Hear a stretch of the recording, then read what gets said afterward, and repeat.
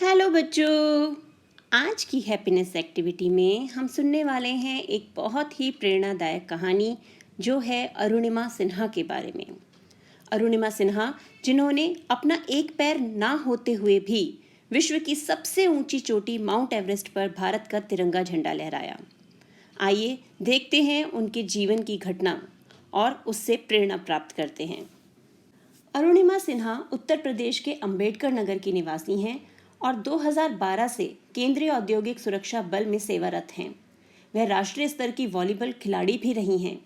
अप्रैल 2011 में लखनऊ से दिल्ली जाते समय बरेली के निकट ट्रेन में कुछ लोगों ने उनका बैग और सोने की चेन खींचने का प्रयास किया।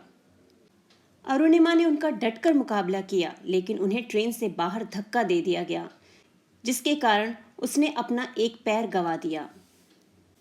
इस घटना के बाद उन्हें लाचारी में जीना स्वीकार नहीं था। कुछ समय बाद ही अरुणिमा ने माउंट एवरेस्ट की ऊंचाई को छूने का मन बना लिया था। इसके लिए उसे ऊर्जा देने का काम एक TV show to do something ने किया था। अरुणिमा को बड़ी प्रेरणा क्रिकेटर युवराज सिंह से मिली, जिन्होंने कैंसर जैसी बीमारी को हराकर फिर से अपने देश के लिए खेलने का जज्बा दिखाया था। बछेंद्री पाल ने अरुणिमा से कहा था, अरुणिमा, तुमने इस हालत में एवरेस्ट श्रृंखला की ऊंचाई को छूने का मन बना लिया है, अब तो सिर्फ लोगों को दिखाना रह गया है।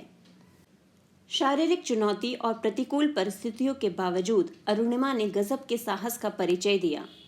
21 मई 2013 को दुनिया की सबसे ऊंची पर्वत चोटी माउंट एवरेस्ट को फतह कर एक नया इतिहास रचा। अरुणिमा के मजबूत इरादों ने उन्हें यही नहीं रुकने दिया। उसने 7 महाद्वीपों की सबसे ऊंची पर्वत चोटियों को फतह कर दुनिया को मन की ताकत से अवगत करा दिया। पहली भारतीय दिव्यांग महिला का यह रिकॉर्ड सभी के लिए प्रेरणा बन गया।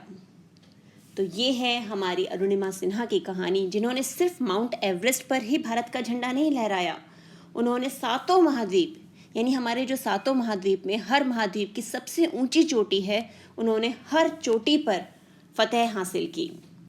तो देखा आपने कि उन्होंने अपने मन की ताकत से जीवन में बड़ी बड़ी उपलब्धियां हासिल की। किसी भी काम को करने के लिए हमें सिर्फ शरीर की ताकत नहीं चाहिए, हमारा मनोबल भी जो है वो मजबूत होना चाहिए। तो ये थी हमारी आज की प्रेरणादायक कहानी। अब देखते हैं कहानी से संबंधित कुछ प्रश्न।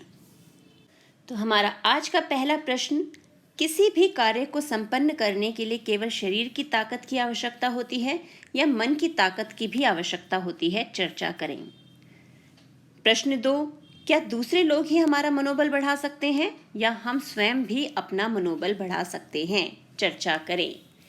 अब आपको इस पर अपने विचार व्यक्त करने हैं। जो आपको समझ में आता है कि अपना मनोबल क्या हम खुद बढ़ा सकते हैं या हमें दूसरों पे ही डिपेंड रखना पड़ेगा कि वो हमारा मनोबल बढ़ाएं। क्या हम अपना स्वयं का डिसीजन भी ले सकते हैं, अपने विल पावर बढ़ा सकते हैं? दूसरा, कि क्या हम सिर्फ शरीर की ताकत ही किसी काम को करने के लिए चाहिए या उसके लिए मजबूत इरादे भी चाहिए? तो जो आपको उत्तर लगता है आप वो उत्तर लिखेंगे और व्हाट्सएप पे शेयर करेंगे। तो ये थी हमारी आज की कहानी। मिलते हैं एक और वीडियो में एक और रोचक कहानी के साथ। तब तक खुश रहो और खुशियाँ बांटते रहो।